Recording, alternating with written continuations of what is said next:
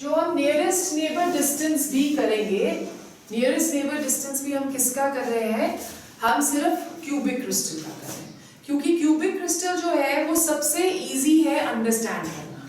सो ज्यादातर जो हम डायमेंशंस करते हैं, चाहे हम आगे यूनिट सेल डायमेंशंस भी करेंगे, तो मोस्टली हम डायमेंशंस करते हैं taking into account the cubic crystal. Okay, so अभी हमने क्या किया कि क्यूबिक क्रिस्टल के पास 3 तरह के क्रिस्टल होते हैं। The first one that is known as simple cubic, ठीक है, एंड वी आर सेइंग कि सिंपल क्यूबिक में the constituent particles they are present at all the corners, और ये जो corners वाले हैं हम assume कर रहे हैं कि ये सारे एक दूसरे को टच करते हैं, ठीक है। तो अब अगर हम इसको और इसको लें और इसके बेसिस पे हम नियरेस्ट नेबर डिस्टेंस कैलकुलेट करें, तो नियरेस्ट नेबर डिस्टेंस क्या आ जाएगा, दिस। और क्यूबिक में हमें ये भी पता है कि सारे एज लेंथ सेम है, a is equal to b is equal to c, so we take this edge length as a, right? Yes, The ma'am. distance between this and this, d, that will be equal to what, a। अगर ये दोनों एक दूसरे को touch कर रहे हैं, let's draw it like this,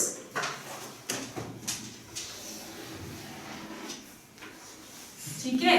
अगर ये दोनों एक दूसरे को टच कर रहे हैं और नियरेस्ट नेबर डिस्टेंस हम ये बोल रहे हैं, तो ये क्या हो गया, radius, and radius is going to be half of D, right. So R क्या आ जाएगा, d divided by 2, and r that will become equal to a divided by 2. So this is the nearest neighbor distance for simple cubic, and this is r for simple cubic. The second type of unit cell which is present in cubic crystal, that is face centered.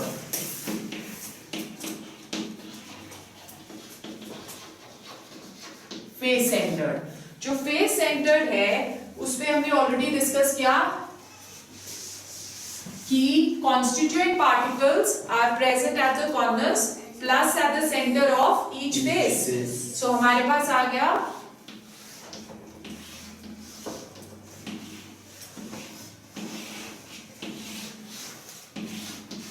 at the corners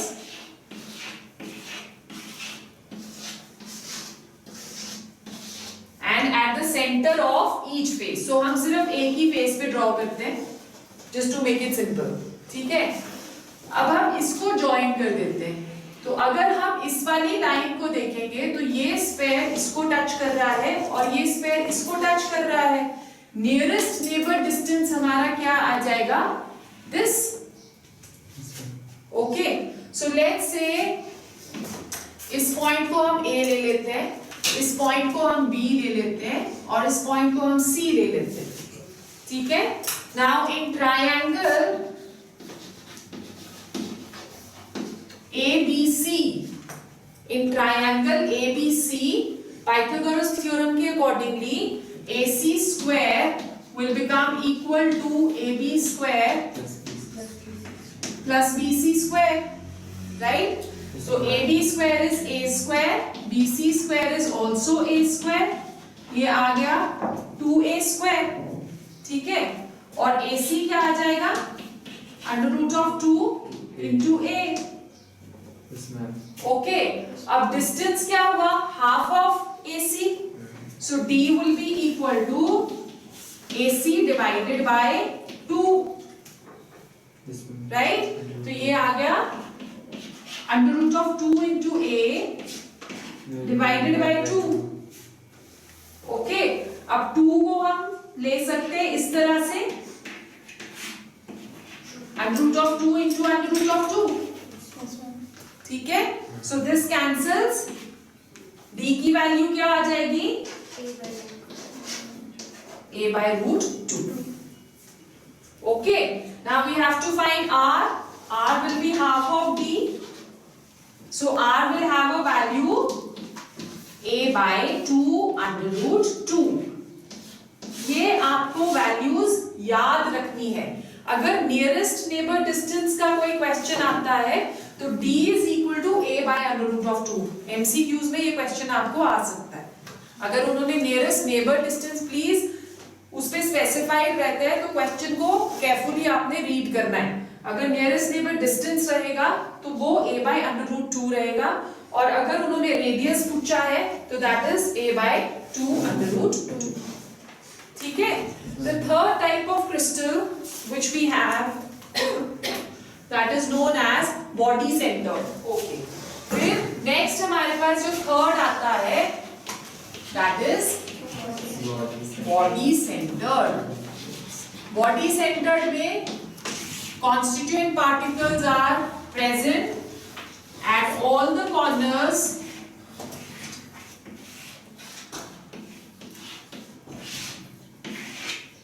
plus at the center of the body.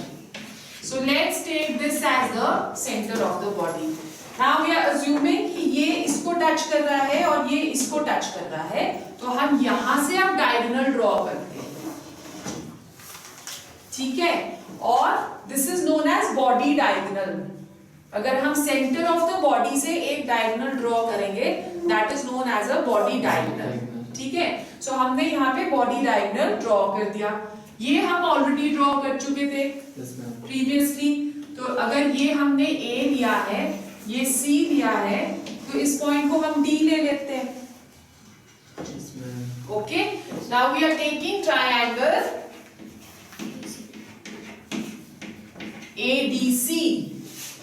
In triangle ADC, again according to Pythagoras theorem, AD square is equal to CD square plus AC square. CD square आ गया A square और AC square क्या आ जाएगा 2A square, right? So 2A square ये आ गया 3A square. AD क्या आ गया under root of 3 into A. Distance is going to be half of AD. ठीक है.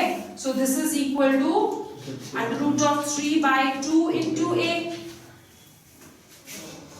Okay. And radius is equal to D by 2. So under root of 3 by 4 into A. 2 into 2 is 4 na. So the radius that now comes to under root of 3 by 4 into A. Recap मारते हैं. We are taking 3 types of crystals. Simple cubic. ठीक है. फिर उसके बाद FCC face centered cubic, और फिर उसके बाद BCC body centered cubic. ठीक है. Distance of simple cubic is A. Radius of simple cubic is A by 2. ठीक है. फिर उसके बाद FCC का nearest neighbor distance आ रहा है A by under root of 2. Okay. और radius आ गया A by 2 under root 2. Okay. फिर BCC में A by under root 3 into A or 2. under root of 3 by 2 into A. Yes, ma'am. और radius क्या आ गया Under root 3 by 4 into A. So these values you need to remember. 1 mark का कोई easy सा आपको numerical भी इसमें से आ सकता है. Competition में से तो इसमें से question आता ही है जरूर. Clear हो गया? Okay. Now we go to the next topic, जो कि generally you know it's a very easy topic to understand, पर तुमको confusing लगता है थोड़ा सा because हम 3D pictures उसकी show नहीं कर पाते हैं in the classroom. So but still I'll try to make this topic very easy for you. Packed crystals या close packing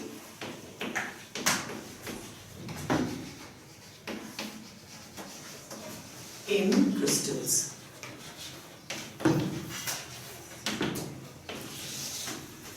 जो कॉन्स्टिट्यूएंट पार्टिकल्स प्रेजेंट रहते हैं क्रिस्टल के अंदर, वो डिफरेंट शेप्स के हो सकते हैं, डिफरेंट साइजेस के हो सकते हैं, पर फॉर सिंप्लिसिटी, क्योंकि अगर हम डिफरेंट शेप्स और डिफरेंट साइजेस लेंगे तो हमें एक्सप्लेन करना डिफिकल्ट हो जाएगा, तो इसलिए फॉर सिंप्लिसिटी हम लोग क्या करते हैं कि जितने भी क्रिस्टल्स हैं उसमें जो कॉन्स्टिट्यूएंट पार्टिकल्स प्रेजेंट हैं उनको हम ले रहे हैं एज हार्ड स्फेयर्स, क्योंकि 3 डायमेंशन में अगर हम लेंगे तो hard spheres just like a ball, ठीक है, and they are all of equal sizes.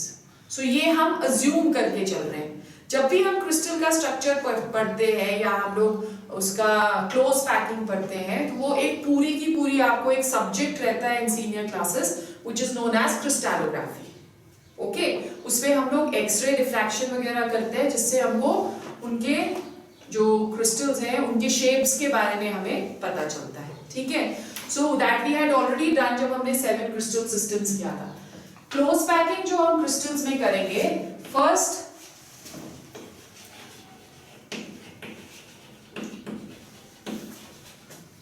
One dimension से शुरू करते हैं so that it becomes easier for you. So we are doing it in 1 dimensions. 1 dimension का मतलब क्या हुआ कि हम सिर्फ एक सिंगल रो में उसको जो कॉन्स्टिट्यूएंट पार्टिकल्स हैं उसको प्लेस कर रहे हैं। जैसे फॉर एग्जांपल आप एक माला लेते हो, मोती की माला लेते हो ना, तो उसमें आप देखते हो कि एक सिंगल लेयर में हम उसको प्लेस कर रहे हैं मोतियों को, तो that is putting the constituent particles in only 1 dimension. Okay, तो अगर हम उसे देखें तो हमें कुछ वो ऐसे नजर आएगा एक सिंगल रो में, ठीक है। This is the only arrangement which we can do in 1 dimension. चाहे आप इसको ऐसे रख दो, चाहे आप इसको ऐसे रख दो, बात एक ही है, एक ही अरेंजमेंट हो सकता है। ओके, अब अगर हम इसका कोई भी एक सेंट्रल स्फेयर ले लें, जैसे हमने ये ले लिया, इसको कितने कॉन्स्टिट्यूएंट पार्टिकल्स टच कर रहे हैं साइमल्टेनियसली? 2, और जितने ही कॉन्स्टिट्यूएंट पार्टिकल्स टच करते हैं इसको हम क्या बुलाते हैं? Coordination. It is known as coordination number. So this is a new term, you can define it. Coordination number क्या है? It is the number of spheres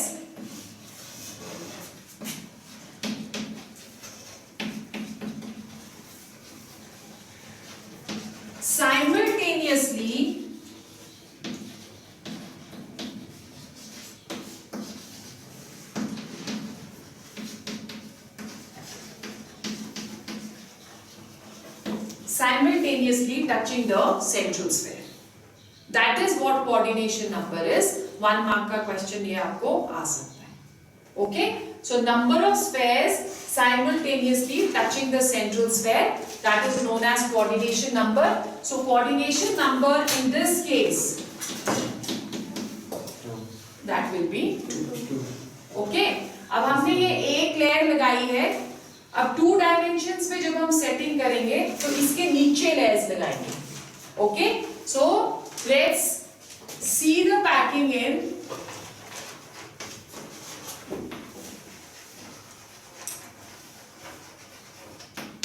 to dimensions में हम 2 तरह से पैकिंग कर सकते हैं, राइट। जैसे आपने एक टेबल लिया है और टेबल के ऊपर आपने लेयर्स जो है वो बॉल्स की लगा दिया। टेबल के ऊपर आप स्टैकिंग ऐसे नहीं कर सकते ना, ऐसे करोगे, एक लेयर ये हो गई, फिर उसके साथ सेकंड लेयर, फिर उसके साथ थर्ड लेयर, फिर उसके साथ फोर्थ लेयर, ठीक है। So that is what we are doing.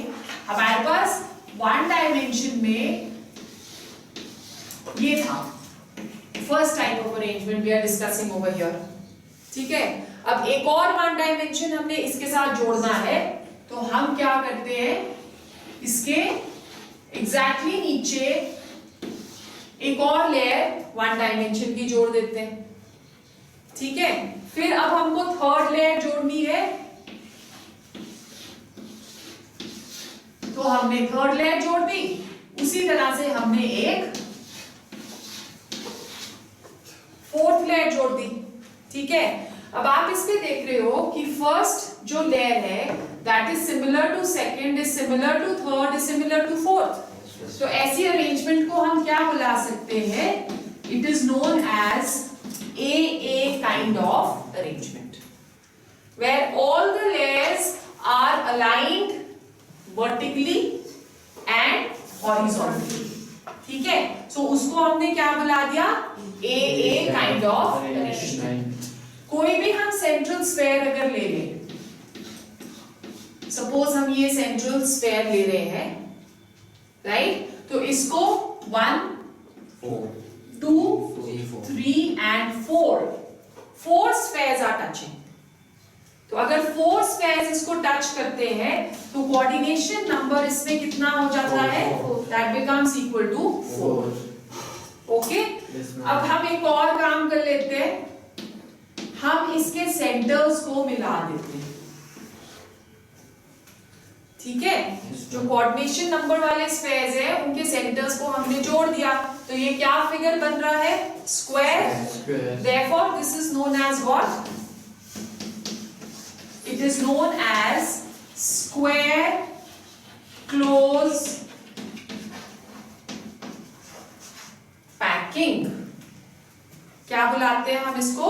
Square close packing. ठीक है, आप इसको अगर देखो तो इसमें कितने सारे एम्प्टी स्पेसेस हैं। ये जगह खाली है, ये जगह खाली है, ये जगह खाली है, तो हमें बहुत सारी जगह जो है इसमें खाली दिख रही है। क्योंकि ये सारी जगह हमें खाली दिख रही है तो ये बहुत कोई अच्छा मेथड नहीं है पैकिंग करने का। तो ये जो खाली जगह हमें दिख रही है, जितनी ज्यादा खाली होगी उतना ही क्रिस्टल अनस्टेबल होगा। ओके, और जितनी जगह भरी हुई है, कितनी परसेंटेज ऑफ जगह भरी है, उसे हम पैकिंग एफिशिएंसी बुलाते हैं। The amount of space filled in the crystal, that is known as packing efficiency. In this case, square close packing, the packing efficiency is very less. It is only 52.4%. ठीक है, तो empty space कितनी हो जाएगी इसमें? 100 minus 52.4, so वो हो गई हमारी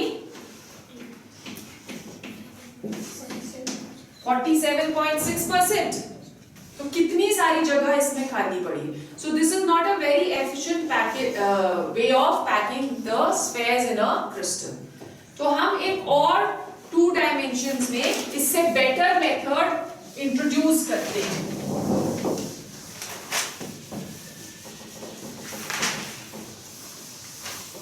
राइट, सो सेकेंड मेथड हम इंट्रोड्यूस कर रहे हैं जिसमें हमको वो खाली जगहें भरनी है जो कि इसमें बच गई हैं। ठीक है, तो उसके लिए again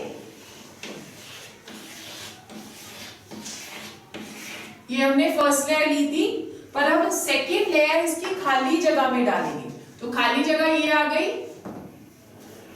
so we have this, we have this. So, आप देख रहे हो कि इसमें हम मैक्सिमम स्पेस को फिल करने की कोशिश कर रहे हैं। ठीक है, तो जो फर्स्ट की एम्प्टी स्पेस थी वो हमने सेकेंड लेयर से फिल करी। अब जो थर्ड हम लेयर डालेंगे उसमें हम सेकेंड लेयर की जो स्पेसेस हैं उसको फिल करेंगे। सो उसको फिल करने के लिए what is going to be our arrangement?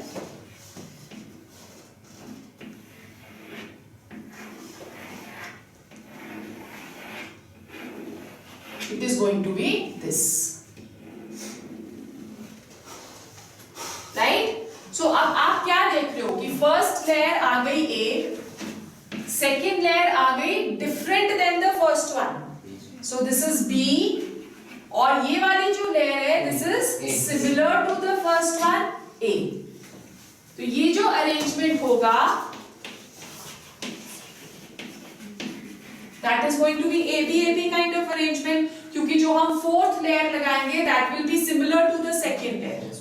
Okay, कोई भी एक सेंट्रल स्फेयर अगर हम इसमें लेते हैं तो 1 2 3 4 5 and 6 are touching। ठीक है, सो कोऑर्डिनेशन नंबर इसका क्या हो जाएगा? 6. That is going to be 6. और अगर हम इसके सेंटर्स को मिला देते हैं Hexagon. तो ये हेक्सागन बन रहा है. So this is 2D HCP arrangement, क्योंकि हम 2 डायमेंशनल में बना रहे हैं ना. तो दिस इज बेसिकली आप इसे hexagonal close packing in 2 dimensions बुलाओगे,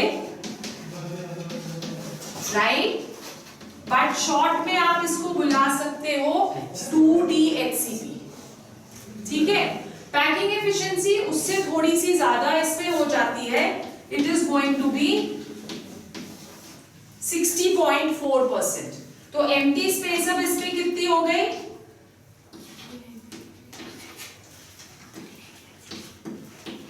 39.6%. तो आप देखो, कंपैरिजन करो, वहां पे एम्प्टी स्पेस 47.6% थी और यहाँ पे एम्प्टी स्पेस 39.6%. ओके. सो ये हो गई हमारी 2 डायमेंशंस. अब हमने 3 डायमेंशंस में अरेंजमेंट करनी है. तो 3 डायमेंशंस में if this is our first layer, इसके ऊपर हमारी सेकंड लेयर, फिर उसके ऊपर हमारी थर्ड लेयर. तो इस तरह से now we are going to pack. जैसे हमने एक बकेट, वो क्या कहते हैं उसको, बॉक्स लिया है, कार्टन लिया है और उसके अंदर हम बॉल्स अरेंज कर रहे हैं. तो हम फर्स्ट लेयर सपोज ये डाली, फिर उसके बाद सेकंड लेयर, फिर उसके बाद थर्ड लेयर. तो अब पैकिंग आपकी इस तरह से होगी. ठीक है. और वो पैकिंग जो है, ऑब्वियसली हमने जो ये वाली पैकिंग करी वो हमने किससे करी है? 1 डायमेंशन से. तो अब हम अगर 3 डायमेंशन में करेंगे तो वो पैकिंग किससे करेंगे? 2 डायमेंशन से. ठीक है. So we are going to now do the 3 dimension close packing. Third time now we are going to do.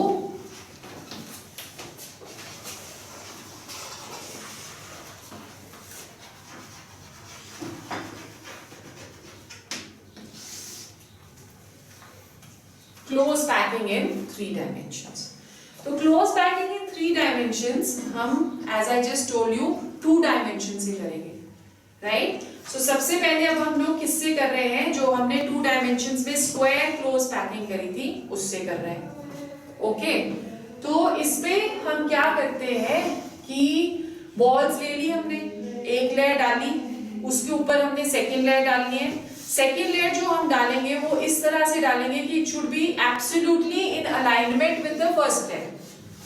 जहां पे एक बॉल है उसी के ऊपर दूसरा बॉल आना चाहिए, उसी के ऊपर तीसरा बॉल आना चाहिए और उसी के ऊपर फोर्थ बॉल आना चाहिए. तो अगर हम 4 की स्टैकिंग कर रहे हैं तो वो सारे चारों के चारों जो लेयर्स हैं they are in alignment vertically also and horizontally also. Ball के ऊपर बॉल, उसके ऊपर बॉल, उसके ऊपर बॉल. ठीक है. So that is known as what?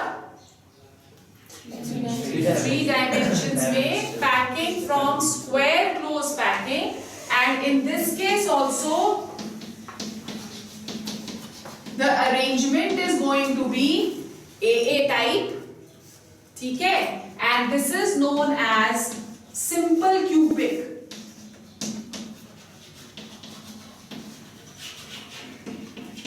Simple cubic.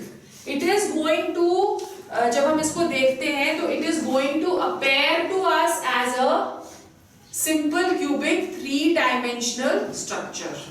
और जो इसका सिंपल क्यूबिक का यूनिट सेल होगा, यूनिट सेल इसका सिंपल यूनिट सेल होता है, दैट इज इट कंटेन्स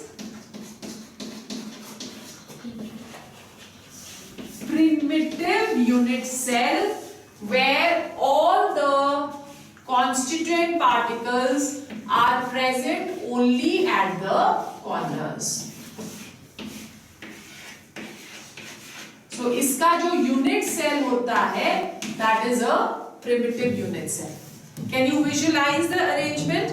कि हमने एक लेयर लिया है, उसके ऊपर सेकेंड लेयर डाला है, सारे इन अलाइनमेंट डाले हैं, तो it will become like a cube. जैसे हमने वो क्यूब उस दिन देखा था ना, डिफरेंट कलर्स वाला, जिससे हमने फेजेस और यूनिट सेल करे थे. उसमें आपने देखा था एक लेयर है, फिर उसके बाद दूसरी लेयर है, उसके बाद तीन लेयर्स थे उसमें, और हर एक लेयर में कितने यूनिट सेल्स थे? 9. सो इन टोटल कितने कॉन्स्टिट्यूएंट पार्टिकल्स हुए फिर 27, 3 layers थी ना, so 27. So this is easy to understand. Okay. फिर उसके बाद हमारे पास जो हेक्सागोनल से हम करते हैं उसको आपने समझना है, वो थोड़ा सा कंफ्यूजिंग है. So now we are going to do the 3-dimensional packing.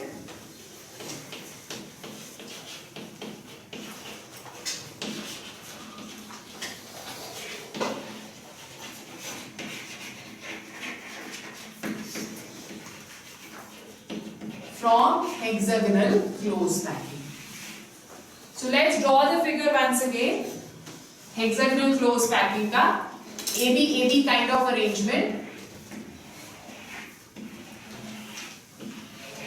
This is first layer. Second layer हम डाल रहे हैं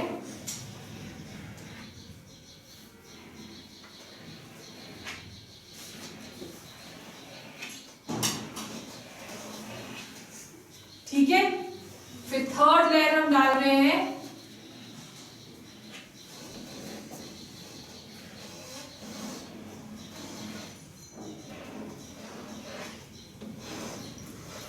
let's also put a fourth layer. ठीक है. और एक फोर्थ लेयर जो हम डालेंगे वो इसके बीच में आ जाएगा.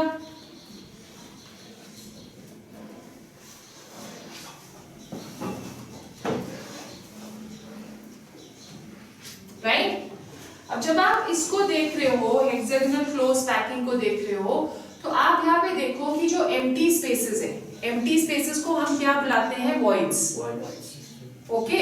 जो एम्प्टी स्पेसेस है वो दो तरह के नजर आ रहे हैं. एक ट्रायंगल ये नजर आ रहा है आपको. लेट्स से जितने भी ऐसे ट्रायंगल नजर आ रहे हैं दैट इज ए वॉइड्स. ठीक है. और एक ट्रायंगल आपको ये नजर आ रहा है inverted. Let's say these are B kind of voids. Right? तो ये फर्स्ट लेयर आ गई है ऐसे.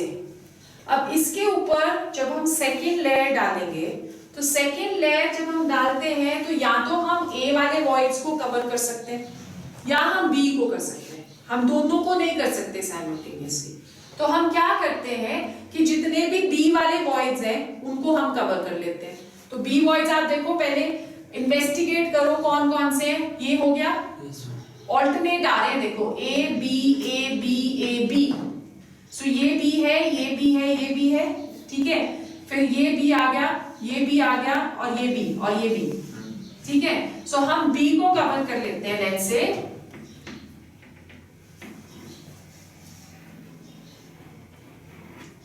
we have covered this.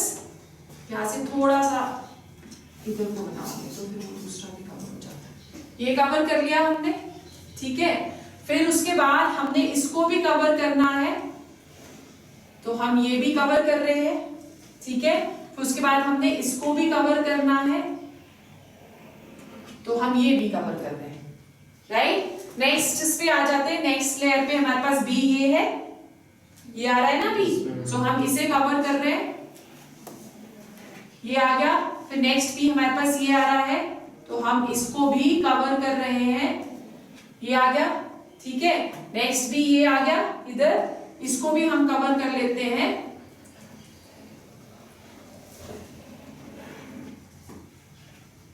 Right. Can you see the second layer separately? Yes, ma'am. We have this, then we have this, we have this. ठीक है. और फिर we have this. एक मैं ऐसे ड्रॉ कर रही हूं क्योंकि फिर हमें वॉइड्स अलग से नजर नहीं आएंगे.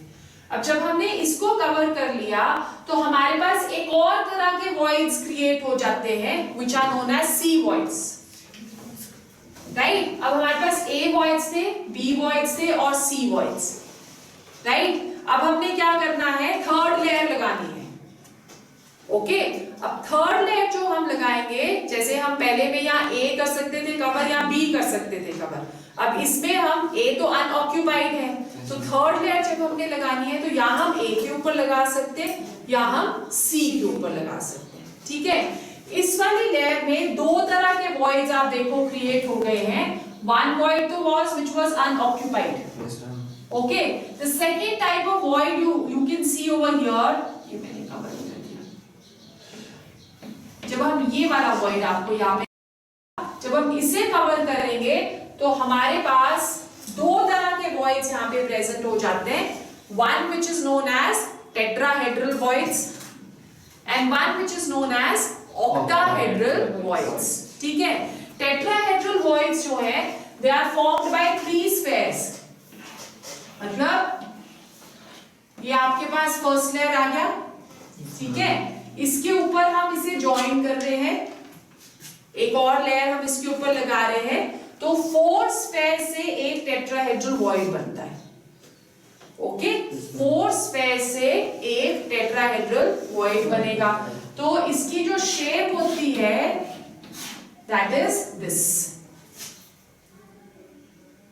It's like a regular tetrahedral, therefore it is known as tetrahedral void. ठीक है. और सेकेंड जो हमारे पास आता है, जो हमें नजर आ रहा था इसमें, that is ये आपकी एक लेयर हो गई. जब हम इसको कवर करते हैं